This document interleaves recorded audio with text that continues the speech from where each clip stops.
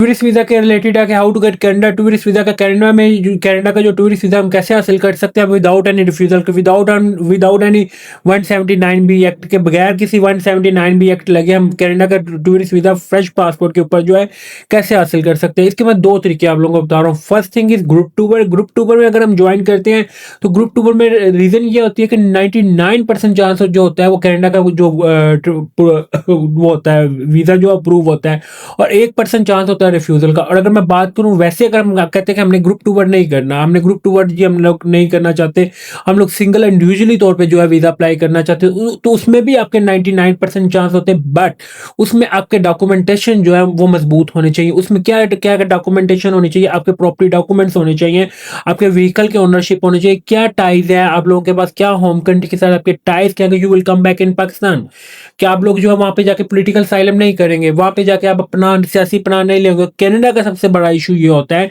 Canada Canada के एक rule है कि कोई बंदा जो कनाडा के एयरपोर्ट को टच कर गया वो डिपोर्ट, वो उसको कोई भी दुनिया की ताकत जो है वो आपको वापस नहीं लेके आ सकती जब तक आप खुद ना चाहें। वो क्यों, वो आपको यूएनओ का एक लॉ है कि वो आप जब आप किसी भी स्टेट में जाके कह देते हैं कि ये मुझे इस कंट्री में अगर मैं वापस जाऊंगा तो मेरा मर्डर हो जाएगा या मेरा पॉलिटिकल कोई इशू है, मेरा फलां इशू है, वो आपको स्टेट ओन करती है। ये एक टेक्निकल, ये यूएनओ का लॉ है, यूनाइटेड नेशन का एक लॉ है जो आप लोगों को मैं बता रहा हूँ। इसके अकॉर्डिंग जो कनाडा उन बंदों को वीजा कभी रिफ्यूज नहीं करता जिन बंदों के कंपनी अपने होम कंट्री के साथ टाइज जो है स्ट्रांग होते हैं। First thing. दूसरी अगर मैं बात करूं ग्रुप टूर में क्या होता है कि पहले मैं आपको स्टेप बाय स्टेप जो इस वीडियो के अंदर बता देता हूँ। अगर ग्रुप टूर में क्या होता है कि अगर ये मैं आपको अपनी कंपनी का ग्रुप टूर का एग्रीमेंट दिखा रहा हूँ, अपनी कंपनी में जो सैक travel and tour private limited का मैं आपको एग्रीमेंट शो करवा रहा हूँ। हर कंपनी का होता है, जो डिफरेंट होता है। इसमें देखिए क्लाइंट का जो एग्रीमेंट होता है इसमें ठीक है, बट अपनी मेक श्योर एक चीज करनी है, जिस कंपनी के साथ आप जा रहे हो वो आपने देखना है कि उस कंपनी का सिर्फ पाकिस्तान में ऑफिस है या इंटरनेशनल भी ऑफिस है, लाइक यूएसए में भी ऑफिस है, यूके में भी है। बट जी अगर कनाडा और यूएसए का वीजा अप्लाई करना है तो आपने उस वो कंपनी ज्वाइन करनी है जिसकी यूएसए में कंपनी हो, जिसमें यूएसए में फिजिकल ऑफिस हो, जो फिजिकली एग्जिस्ट कर रहा हो, जिसकी यूएसए में जो है या कनाडा में जो वर्थ होनी चाहिए। ये नहीं कि एलएलसी एक ओपन करवा ली $300 में जी उसमें आप लोगों की कंपनी बनेगी। नो, आपका फिजिकल ऑफिस होना चाहिए, आपका इसमें नेटवर्थ होनी चाहिए, उसमें आपका फिजिकल बैंक अकाउंट होना चाहिए उस कंपनी का। देन जाके आपको कनाडा या उस कंपनी की बेस के ऊपर जो आप लोगों को वीजा जो है जारी कर देती है। अब आपको पर 1% जो फिर भी रिफ्यूजल होती है, वो हुई नहीं है, बट मैं 1% जो है मैं आपको इन्फॉर्म कर रहा हूँ फिर भी कि 100% कोई चीज डन नहीं होती। ठीक है, ये कैसे मैं अपनी कंपनी का बता रहा हूँ जी। ये मेरी पाकिस्तान कंपनी का नंबर है जी, एड्रेस है, और ये कंपनी का रजिस्ट्रेशन नंबर, ये मेरे यूएसए का है, ये मेरा ऑफिस एड्रेस है, ये मेरा यूके का एड्रेस है कंपनी का। यहाँ पे क्लाइंट की डिटेल्स आ जाती है। इसमें क्या होता है, इसमें ट्रैवल प्लान हम सारा मेंशन होता है कि ये 15 जुलाई को जा रहा है, 30 जुलाई को जो है ये वापस आ रहा है। इसमें वो कहते हैं टोटल पैकेज कितने का जी, $6,000 का। एडवांस पेमेंट जी $1,500 है,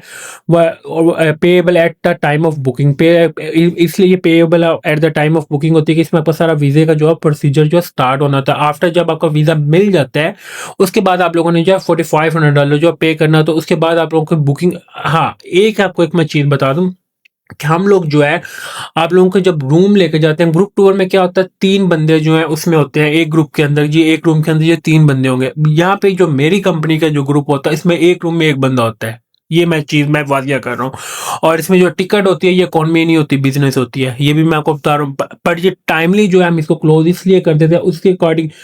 ये कनाडा का करें में भी, ये कनाडा की लास्ट टाइम जो हमने यूएसए का दिसंबर का किया था उसमें 37 वीजा जो अप्रूव हुए थे, 3 जो है रिफ्यूज हुए थे, एक फैमिली के 3 वीजा रिफ्यूज हुए थे, बाकी जो अप्रूव हो गए थे। इसमें ये होता है कि हमने ऑलरेडी कैसे ये 40 बंदों का ट्रिप होता है, इसके अकॉर्डिंग ही हमने टिकट बाय करके पहले रख लेनी होती है। क्योंकि क्यों पहले कर लेनी होती है, क्यों हम आप लोगों को बिजनेस टिकट प्रोवाइड करें, इसका आंसर मैं इसलिए देने लगा हूँ। वो इसलिए कर देते कि हम टाइमली जो आप लोगों की टिकट बाय कर लेते हैं, टाइमली आप लोगों की होटल बुकिंग कर लेते होते हैं, टाइमली आपको चीजें जो आप प्रोवाइड कर लेते होते हैं।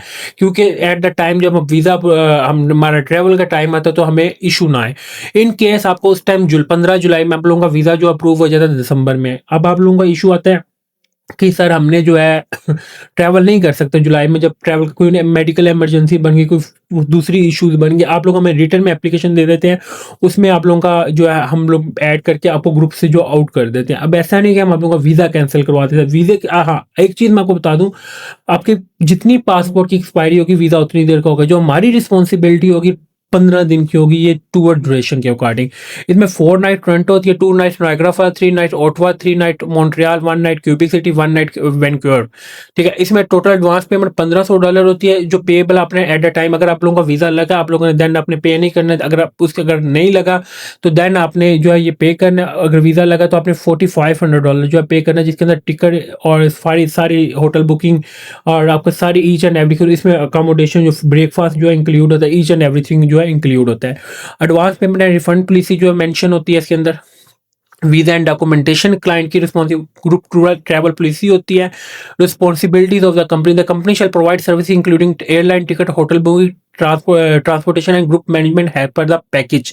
The company shall make reasonable effort to ensure a smooth travel experience. The company shall not be reliable immigration refusal and deportation for Canadian or Pakistani authorities, flight delay, cancellation or changes made by airline, loss of personal and belonging theft and or incident any personal expenses outside the agreed package. ये company की responsibility जो है आप लोगों को already inform कर दिया। फिर responsibilities of the client must comply with the rules and regulation of Pakistan, Canada and the airline. The client must engage in any unlawful activity including overstaying in and violating Canadian immigration law.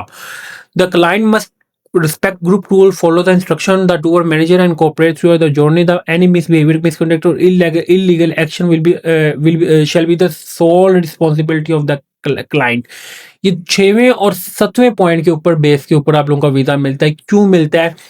क्योंकि इसके अंदर आप responsibility लिख के अपना sign कर रहे होते हैं कि अगर हम कोई भी ऐसी इलीगल एक्टिविटी करेंगे तो कंपनी के पास राइट है कि वो हमारे अगेंस्ट जो है 15 दिन के अंदर अंदर जो है हमारे अगेंस्ट जो वहाँ पे केस कर सकती है। कनाडा में भी कर सकती है, पाकिस्तान में भी कर सकती है।